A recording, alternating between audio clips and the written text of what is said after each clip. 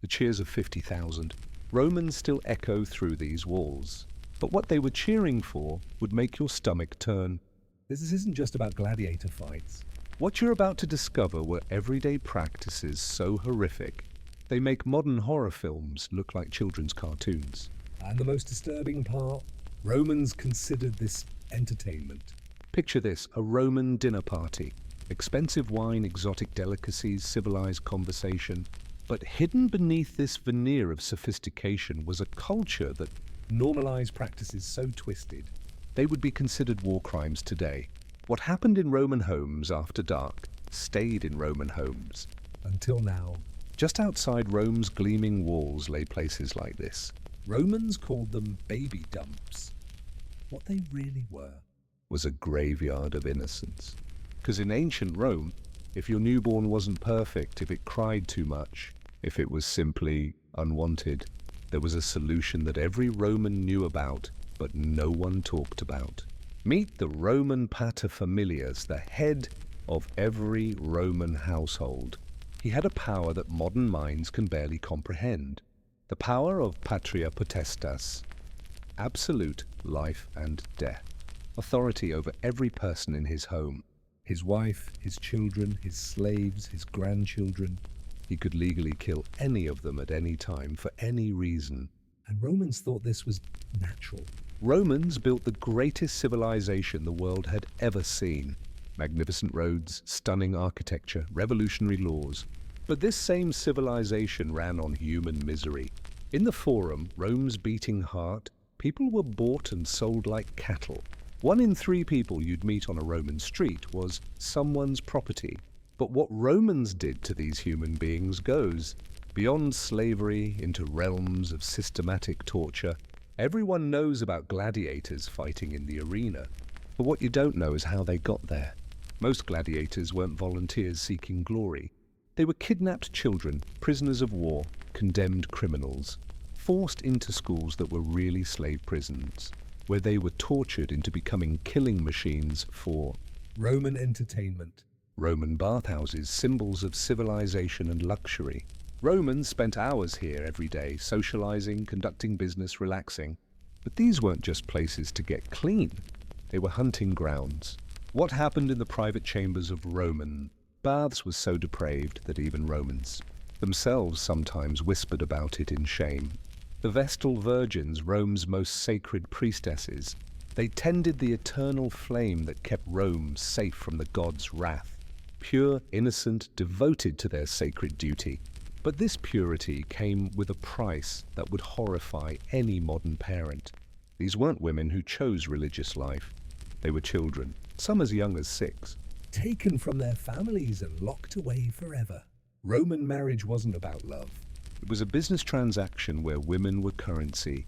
A Roman bride had no choice in her husband, no right to divorce, no control over her own body. She was property that passed from father to husband, and if she displeased her new owner, well, Roman law gave husbands ways to deal with disobedient wives that would be called murder. Today, 250,000 Romans packed into the circus Maximus to watch chariot racing. The noise was deafening, the excitement intoxicating. But Romans didn't come just to see who won. They came to watch men die. Chariot crashes were the highlight of every race day. The more spectacular the death, the louder the cheers. And if a driver survived a crash, sometimes the crowd demanded he be thrown to wild animals anyway. Beneath the Colosseum's arena floor lay a world of nightmares. Romans called it the Hypogeum, a maze of chambers, cages, and mechanical devices designed for one purpose: to deliver creative death to the arena above. What Romans engineered down here makes modern slasher films look like fairy tales.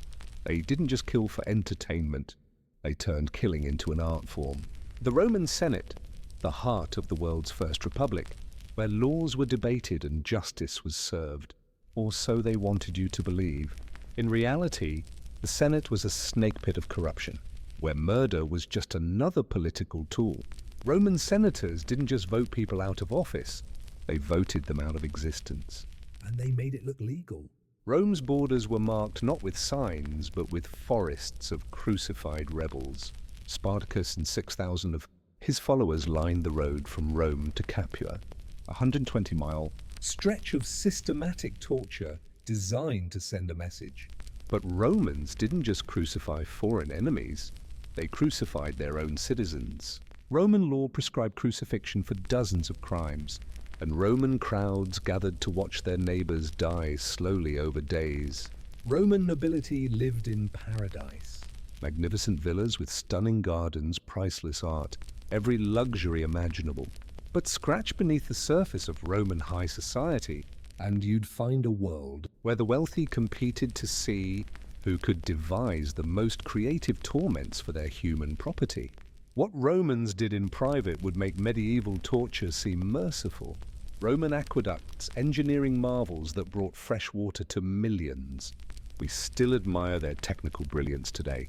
But every stone was set with slave labor, every arch built over broken bodies. Romans calculated that human life was cheaper than pack animals. If a slave died during construction, they simply bought another. The aqueducts that gave Romans life were literally built from death. A Roman market was like any marketplace. Today, and except for what Romans considered normal merchandise, alongside bread and olive oil, vendors sold human beings, exotic animals for arena slaughter, and torture devices for home use. Romans didn't hide their brutality. They advertised it. Because in Roman society, owning the power to inflict suffering was a status symbol. Roman children lived in golden cages. They had the finest toys, the best tutors, every material advantage, but they had no childhood. Roman law gave fathers absolute power over their children's lives, including the right to kill them for any reason. And if death wasn't punishment enough, Romans had invented fates for disobedient children that were worse than death. Roman dinner parties were social events where the wealthy showed off their refinement. Multiple courses, expensive wines, cultured conversation. But between courses, Romans needed entertainment. So they brought in gladiators to fight to the death on their dining room floor. Guests would eat while watching human beings kill each other for their amusement. And this was considered sophisticated. Roman justice was swift and absolute. But Roman punishment was slow and creative. Roman prisons weren't designed to rehabilitate or even to contain. They were designed to break the human spirit before breaking the human body. What Romans did to prisoners goes beyond torture into realms of systematic dehumanization that modern psychology can barely comprehend. Roman religion promised divine favor for proper worship, but Roman gods demanded payment in blood. Not just animal sacrifice. Romans believed their gods were hungry for human suffering. What happened on Roman temple altars during religious festivals would be considered satanic ritual today, and every Roman citizen was expected to participate. Roman funerals were grand spectacles designed to honor the dead, but honoring a Roman meant sending servants, slaves, and sometimes family members to accompany them into death. What started as voluntary sacrifice evolved into forced murder disguised as religious duty. Romans didn't just mourn their dead, they fed them fresh corpses. The Roman legions were the most efficient killing machine the world had ever seen. But their efficiency wasn't just about winning battles. Romans perfected genocide. When they conquered a territory, they didn't just defeat armies, they systematically eliminated entire populations. Roman military manuals contained detailed instructions for erasing civilizations from existence. Roman emperors weren't just rulers. They were gods on earth with the power to reshape reality through their whims, and some of those whims would make Satan himself recoil in horror. What emperors like Caligula, Nero, and Commodus did with unlimited power reveals the darkest depths of human nature when all restraints are removed. This is Rome, the greatest civilization in human history, the foundation of our laws, our government, our culture. But now you know the truth. Roman greatness wasn't built despite brutality. It was built because of it. Every marble column, every perfect road, every legal principle we inherited. All of it paid for with systematic human suffering on a scale that defies comprehension. But the true horror of Rome wasn't what they did to adults. It was what they considered normal for children. Roman law didn't recognize childhood as we understand it. To Romans, children were investments, assets to be trained, sold, or discarded based on their potential return. And the training? The training would break your heart. Romans didn't wait until adulthood to begin gladiator training. Children as young as 7 were taken from their families and thrown into gladiator schools where they were beaten, starved, and forced to kill or be killed. The lucky ones died quickly in training. The survivors became living weapons programmed to entertain Roman crowds with their own destruction. Roman family breakfast wasn't about bonding. It was about inventory. That scroll the paterfamilias is reading? It contains the names of every person in his household and their current value. Because Romans treated family members like livestock, useful as long as they served their purpose, disposable when they didn't. Roman brides weren't just inspected for virginity, they were examined like breeding stock, checked for ability to bear children, freedom from disease, and physical defects that might reduce their value. Women who failed inspection could be returned to their families, like defective merchandise. This wasn't marriage. It was human trafficking with legal papers. In Roman households, birth wasn't a celebration until the father decided the child was worth keeping. Roman law gave fathers 5 days to examine their newborn and make a decision, accept the child into the family or order its disposal. Healthy boys were usually kept. Girls and disabled children Had other fates. Romans called it exposure, but it was systematic infanticide with legal protection. Roman garbage dumps contained more than broken pottery and food scraps. They contained the children Rome didn't want. Archaeologists estimate that 20–40% of Roman infants were exposed, left on hillsides to die of starvation, exposure, or wild animals. Romans literally threw away children like trash. And Roman law protected their right to do it. But exposure wasn't the only fate for unwanted Roman children. The lucky ones were found by slave traders who sold them in markets like this. Romans had a thriving industry in child trafficking, with specialized markets for different ages and intended uses. Children were graded, like cuts of meat, and sold to buyers, with specific requirements. Wealthy Roman homes weren't just built for comfort. They were built with secrets, hidden chambers, concealed passages, rooms that didn't appear on any official plan. Because Romans, with money, indulged in entertainments that required Privacy. What happened in these underground spaces? defied every moral law, but Roman law protected it as private property rights. Roman bathhouses weren't just about hygiene, they were about access. Wealthy Romans could rent private chambers, where they conducted business away from public scrutiny. But the real business wasn't commerce or politics. It was the kind of business that left no contracts, created no records, and destroyed lives without leaving evidence. Roman beast hunts weren't just about exotic animals fighting gladiators. Romans threw condemned prisoners into the arena with starved lions, bears, and leopards. But here's what makes it truly evil. Romans engineered elaborate scenarios. They dressed prisoners as mythological characters and recreated famous stories where the hero dies. Orpheus torn apart by wild beasts. Hercules burned alive. They turned mythology into snuff theatre. Romans didn't just watch gladiators fight on sand. They flooded the entire Colosseum to stage naval battles using real ships, real weapons, and real condemned prisoners. Thousands of people would fight and drown for Roman entertainment, while 50,000 spectators cheered. Romans turned mass murder into maritime theatre, and the crowd loved every minute of it. Roman chariot racing killed more people than gladiator combat. And Romans loved it that way. Drivers had a life expectancy of 2 years. The most popular drivers weren't the fastest. They were the ones who died most spectacularly.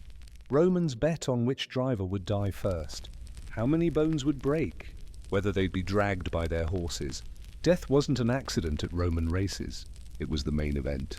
Roman law didn't just prescribe death for crimes. It prescribed how you would die based on your social class and the entertainment value of your death. Roman citizens got quick beheading. Slaves got crucifixion. Foreigners got fed to beasts. But for special crimes, Romans invented custom executions, designed to maximize both suffering and spectator enjoyment.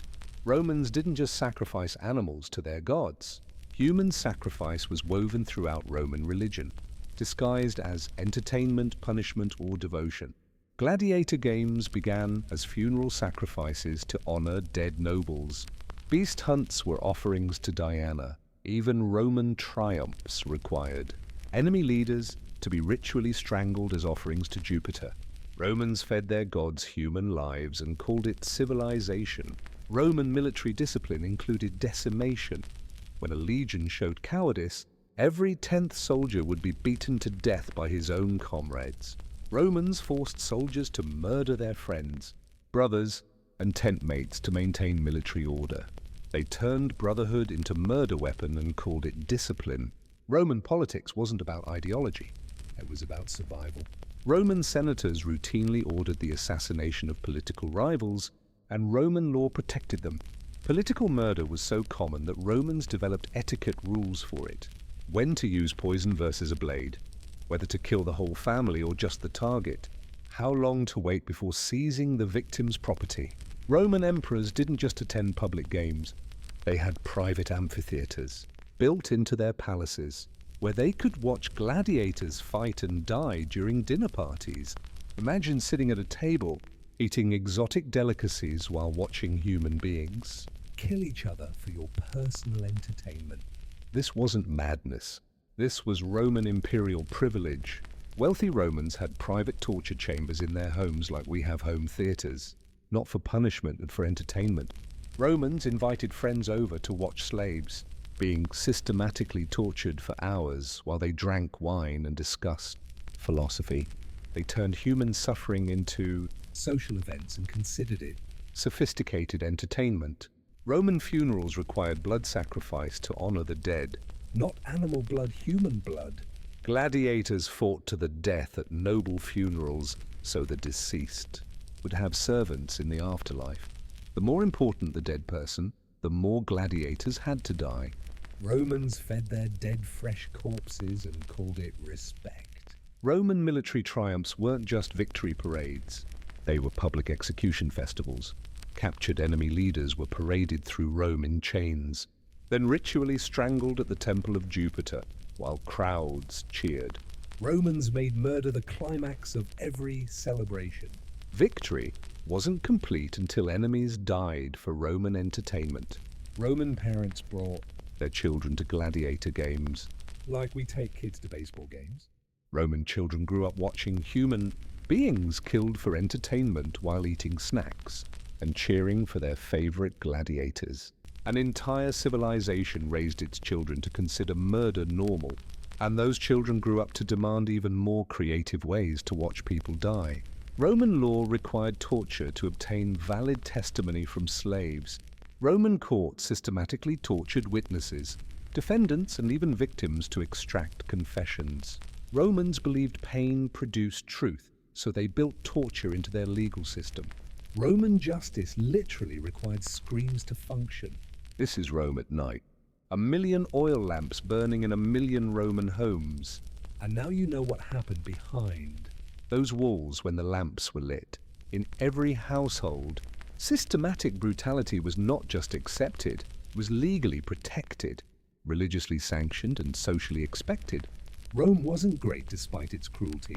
Rome was great because of it. Every morning, Roman slaves cleaned the Colosseum for another day of murder. They raked fresh sand over bloodstains, repaired damaged equipment, and disposed of whatever pieces were left of yesterday's victims. Death had become so routine in Rome that it was just another job for the maintenance crews, and in a few hours, 50,000 Romans would fill these seats again, demanding fresh blood for their entertainment. Roman medicine advanced faster than any civilization before it. Roman doctors performed surgeries that wouldn't be attempted again for 1,000 years. But their knowledge came with a price that would horrify modern medical ethics.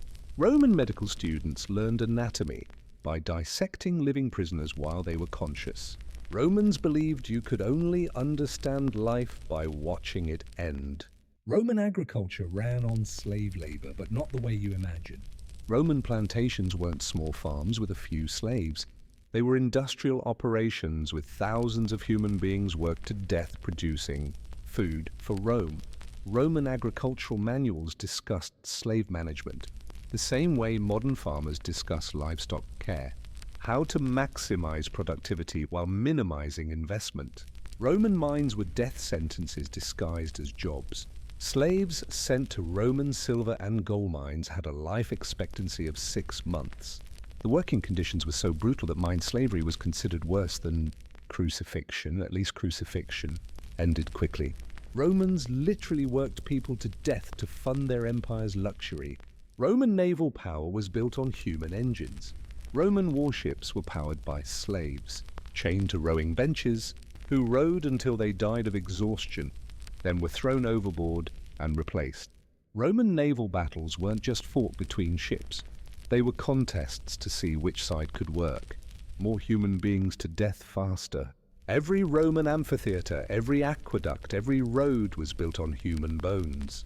Roman engineering marvels that we still admire today were construction projects that killed thousands of workers, who were considered more expendable than building materials.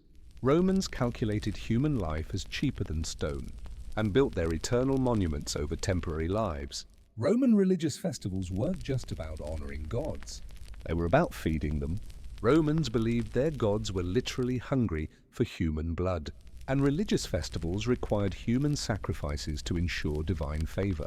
What Christians later called demonic ritual, Romans called proper worship. And participation wasn't optional, it was civic duty. Roman emperors didn't just collect art, they created it using human suffering. Imperial gardens featured torture devices arranged like sculptures, with living victims displayed as interactive art installations. Emperors would stroll through these gardens with dinner guests, discussing philosophy while people screamed in carefully designed agony. They turned human suffering into landscape architecture. When Romans conquered a city, they didn't just defeat the army, they crucified every surviving civilian to send a message to the next city. Roman military manuals specified crucifixion quotas based on population size. Spartacus and 6,000. Followers were just one example. Romans crucified entire populations as standard military procedure. Roman trials weren't about determining guilt or innocence. They were about extracting confessions through systematic torture, until defendants said what judges wanted to hear. Roman legal procedure required torture for valid testimony, and Roman judges competed to devise more creative ways to extract screamed confessions. They called it justice. Roman homes weren't sanctuaries from violence. They were private theaters for it. Roman families regularly tortured household slaves during dinner for entertainment, with children encouraged to suggest creative punishments as part of their moral education. Romans believed watching systematic cruelty built character in their children. Roman emperors had gladiators fight to the death during private dinner parties, with combat taking place between courses while servants stepped around the blood to serve food. Murder had become so routine in Roman culture that emperors literally ate dinner while watching people kill each other, and this was considered normal entertainment. Romans didn't just stage naval battles in flooded amphitheaters, they built entire harbor facilities for naval combat, using condemned prisoners as crews, with losing ships deliberately sunk to drown everyone aboard. Romans turned naval warfare into mass execution theater, and harbor cities competed to stage the most spectacular drownings. Romans didn't wait until adulthood to begin gladiator training. Specialized schools accepted children as young as 7, training them with real weapons to become killing machines for arena entertainment. These weren't orphans or abandoned children. Romans deliberately purchased healthy children from poor families to feed into gladiator schools because younger training produced more effective killers. Roman military triumphs included parades of captured children, displayed in decorated cages as victory trophies. Roman crowds cheered while foreign children were exhibited, like exotic animals before being sold into slavery or killed for entertainment. Romans brought their own children to watch, teaching them that foreign children were prizes to be won in war. Wealthy Romans built private amphitheaters in their villas where they forced child. slaves to fight to the death during dinner parties. Roman dinner guests would bet on which child would die. First, while eating exotic delicacies and discussing philosophy, they turned child murder into sophisticated entertainment and considered it cultured refinement. Roman religion demanded child sacrifice for major festivals and state ceremonies, not symbolic sacrifice, actual child murder, performed by priests in temples while congregations watched and participated. Romans believed their gods were literally hungry for child blood, and religious law required citizens to provide it. Refusing to participate in child sacrifice was considered treason Against the gods, Roman emperors ordered the execution of children not for crimes, but for entertainment. Imperial courts developed elaborate child execution methods designed to maximize both suffering and spectator enjoyment. Emperor Caligula once ordered an entire school of children executed because he was bored during a Senate meeting. Child murder wasn't just for emperors, it was expected as demonstration of absolute power.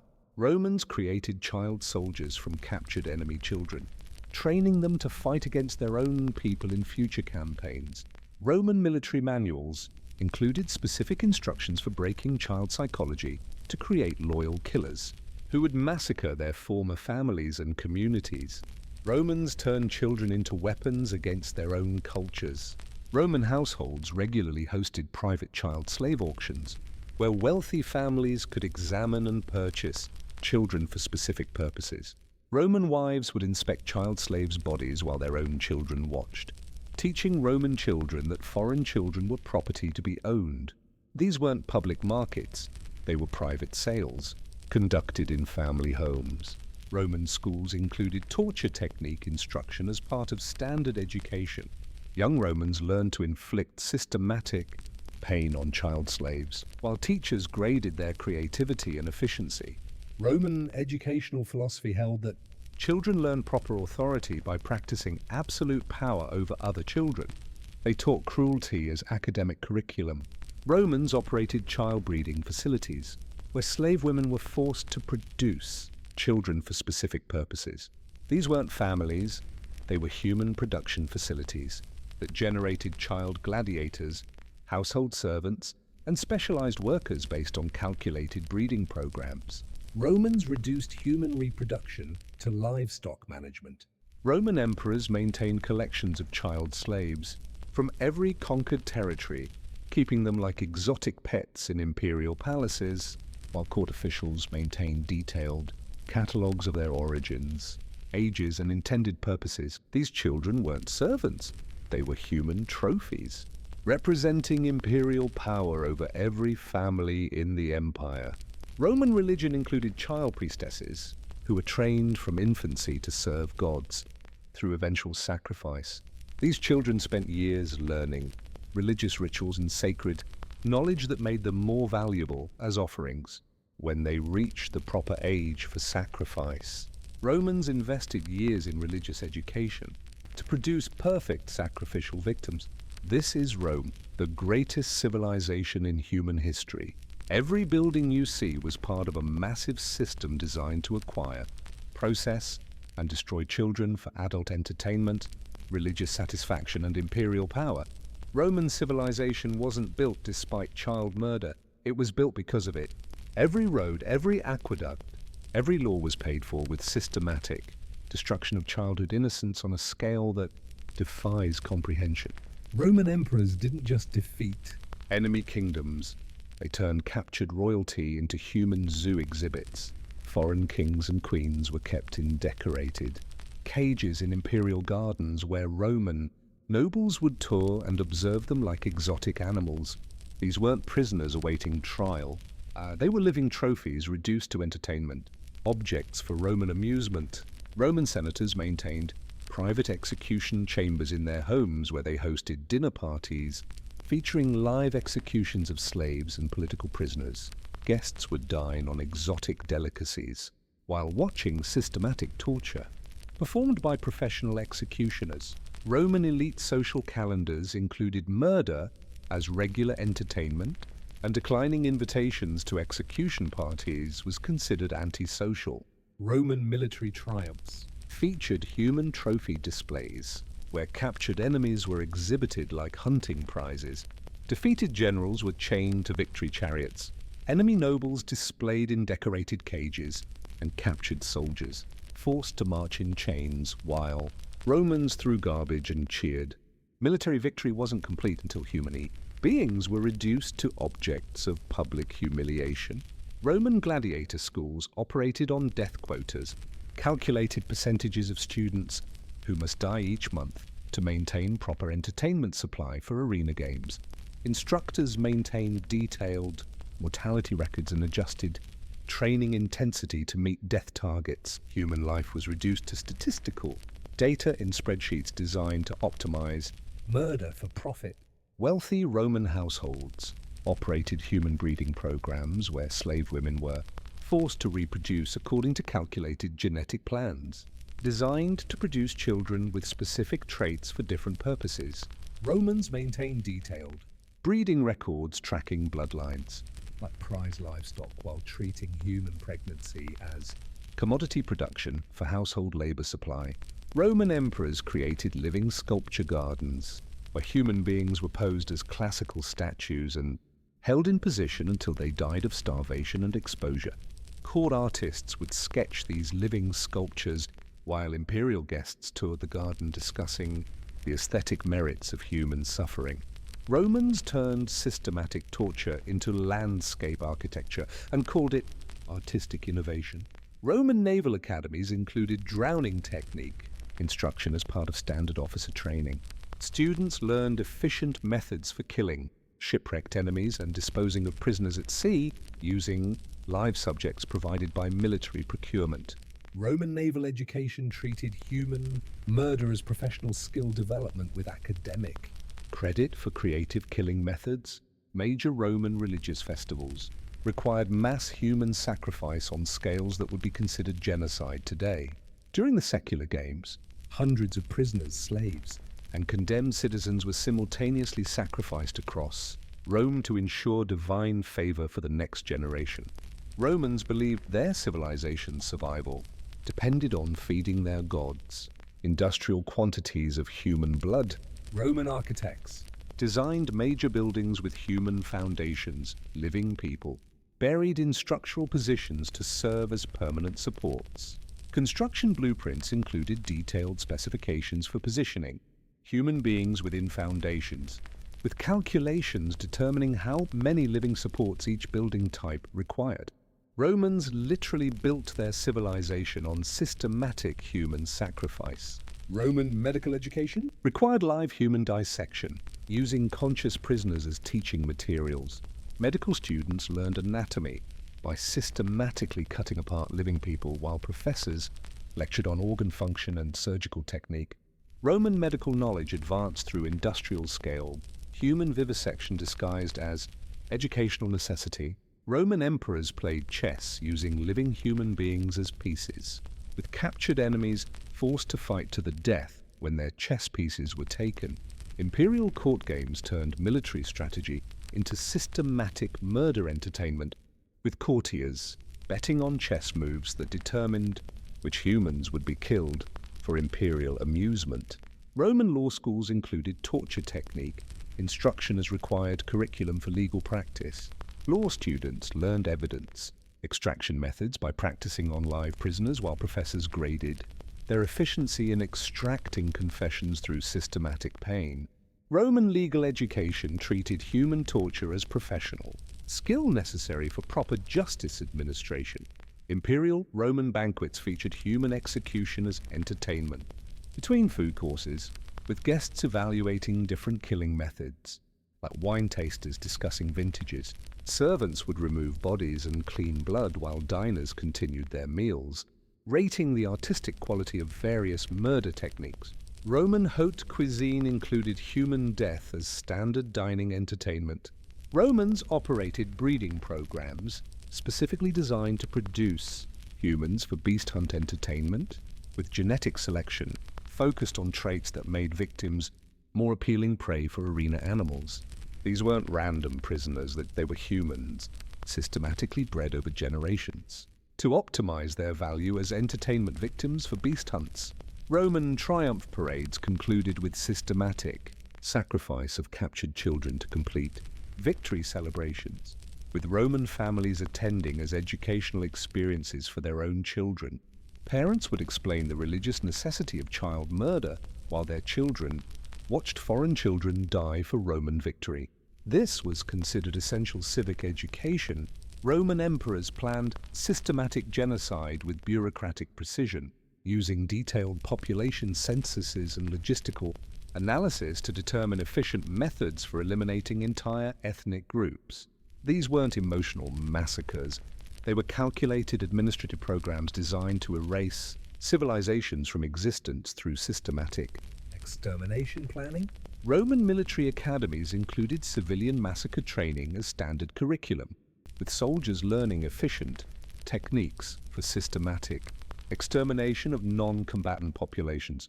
Military instructors graded student effectiveness in demographic-specific killing methods while emphasizing speed and efficiency in civilian elimination programs.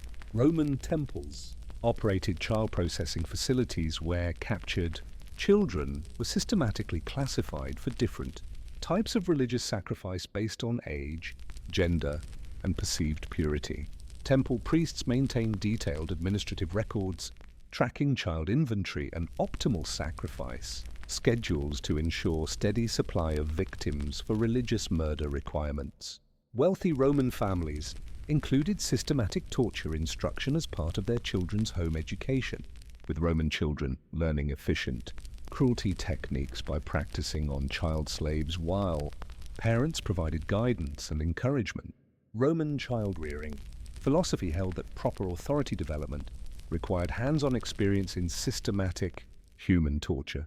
Roman emperors maintained human experimentation laboratories where court physicians conducted systematic research on pain tolerance, torture effectiveness, and innovative killing methods using live human subjects.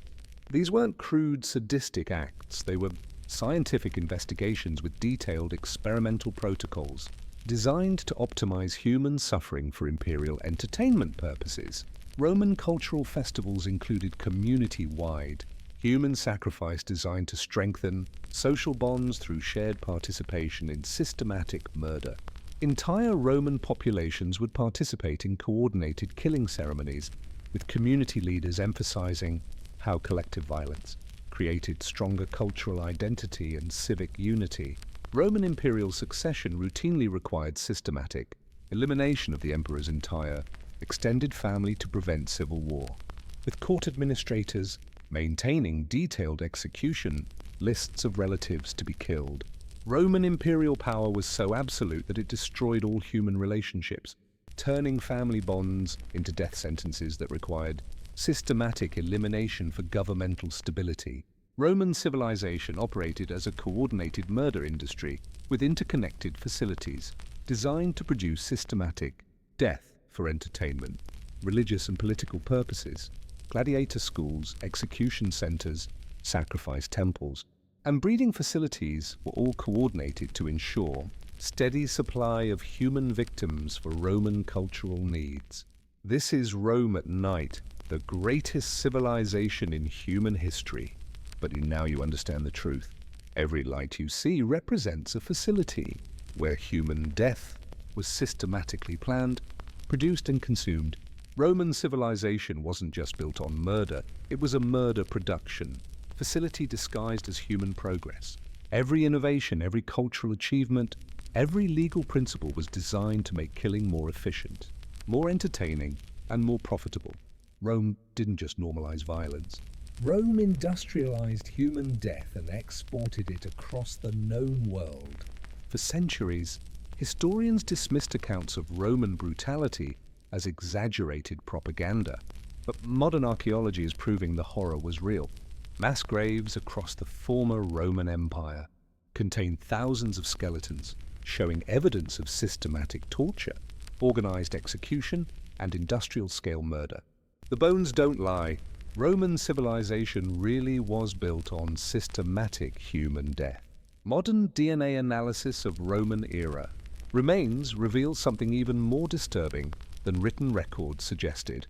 Romans operated systematic breeding programs designed to produce human beings with specific genetic traits, optimized for different types of exploitation. The genetic evidence shows Romans didn't just enslave people, they systematically bred humans like livestock for centuries. Ground-penetrating radar and 3D archaeological imaging are revealing hidden chambers beneath famous Roman buildings, chambers that don't appear in any historical records. These concealed spaces were designed for systematic human processing, torture and murder. Romans deliberately hid their death facilities beneath their most celebrated architectural achievements.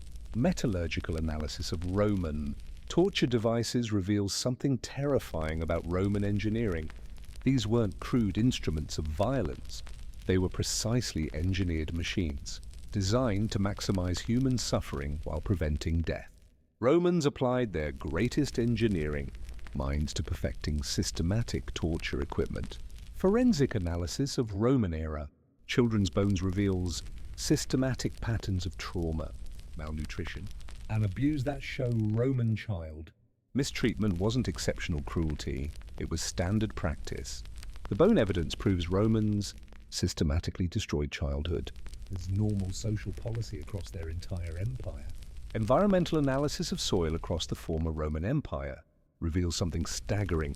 Chemical testing identifies hundreds of sites where mass executions occurred, with human blood and bone fragments embedded so deeply in the earth that the ground itself bears permanent witness to Roman systematic murder. Advanced analysis of Roman historical documents reveals systematic cover-up efforts. Romans deliberately erased passages, modified official records, and destroyed evidence to hide the full extent of their brutality from future generations. Even Romans knew their systematic murder was so extensive that it would horrify future civilizations. Comparative genocide studies reveal something terrifying about Roman civilization. Modern scholars comparing Roman systematic killing with 20th century genocides have concluded that Roman methods were more extensive, more systematic, and more culturally integrated than anything in modern history. Romans industrialized human Death on a scale that hasn't been matched by any subsequent civilization. Modern psychological research analyzing Roman society reveals how systematic brutalization was used to condition entire populations into accepting murder as normal entertainment. Psychological studies show Romans didn't just kill people, they systematically destroyed human empathy across their entire civilization. Modern economic analysis of Roman financial records reveals something that redefines civilization itself. Roman economic prosperity wasn't built. Despite systematic human death, it was built because of it. Roman wealth creation required systematic murder as its fundamental economic engine. Romans literally built their economy on dead bodies. Cultural transmission studies reveal how Roman civilization created self-perpetuating cycles of systematic violence through education, entertainment, and social institutions. Romans didn't just practice systematic murder, they created cultural systems that guaranteed each generation would be more brutal than the last. Analysis of Roman technological innovation reveals that Roman engineering advancement was primarily focused on developing more efficient methods for systematic human killing. Romans didn't just use technology for construction and commerce. They dedicated their greatest technological resources to perfecting systematic murder and torture. Analysis of Roman legal codes reveals that Roman law was specifically designed to protect and enable systematic murder. Roman legal principles didn't prevent killing. They provided legal frameworks for organizing, protecting, and expanding systematic human death as protected social activity. Analysis of Roman theological texts reveals that Roman religion was fundamentally based on systematic human sacrifice disguised as divine worship. Roman theology didn't just permit human killing, it required industrial-scale murder as essential religious practice. For maintaining divine favor, and cosmic order. Analysis of Roman educational methods reveals that Roman schooling was specifically designed to train children in systematic brutality and normalize murder as civic responsibility. Roman education didn't just include violence, it was fundamentally a systematic brutality training program disguised as learning. Sociological analysis of Roman family structures reveals that Roman households were specifically organized to enable systematic abuse and normalize violence as family bonding experience. Roman families didn't just permit abuse, they were structured as systematic violence training systems disguised as normal. Family life. Analysis of Roman entertainment systems reveals that Roman spectacles were a coordinated death industry designed to normalize murder and condition entire populations to demand human killing for amusement. Roman entertainment Wasn't just violent, it was a systematic murder industry disguised as cultural achievement. Comprehensive interdisciplinary analysis of Roman civilization reveals the ultimate truth about Rome. Every aspect of Roman society, law, religion, education, family structure, entertainment, technology, and economics was specifically designed to enable, protect, and expand systematic human death. Rome wasn't a civilization that practiced murder. Rome was a murder system disguised as civilization. The most terrifying discovery is that modern civilization inherited Roman systematic violence principles. contemporary legal systems, governmental structures, and cultural institutions still contain Roman-derived mechanisms for enabling and protecting systematic human brutality. Roman murder systems didn't end with the empire, like they evolved and continue influencing How modern societies organize systematic violence. Archaeological timeline analysis reveals that Roman systematic murder wasn't declining toward the empire's end, it was accelerating. Roman brutality expanded geographically and intensified systematically over centuries. The fall of Rome wasn't caused by moral decay, it was caused by systematic murder. Becoming so extensive it consumed the civilization that created it.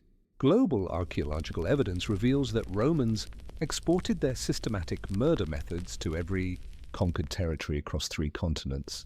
Roman systematic killing wasn't limited to Italy, it was a global contamination system that spread Roman brutality principles to every corner of the ancient world.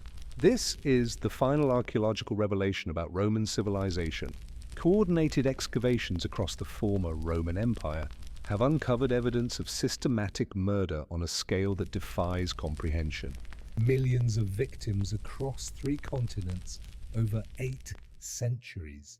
Roman systematic killing was so extensive that archaeologists are still discovering mass graves and murder sites 2,000 years later.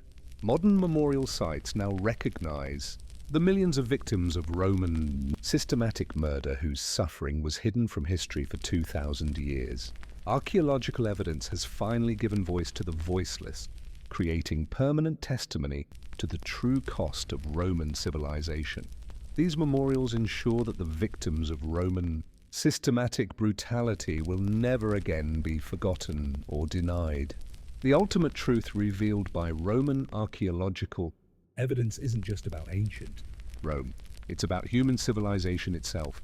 Rome proves that beautiful cities, Advanced laws, sophisticated art, and impressive engineering can all be built on systematic murder.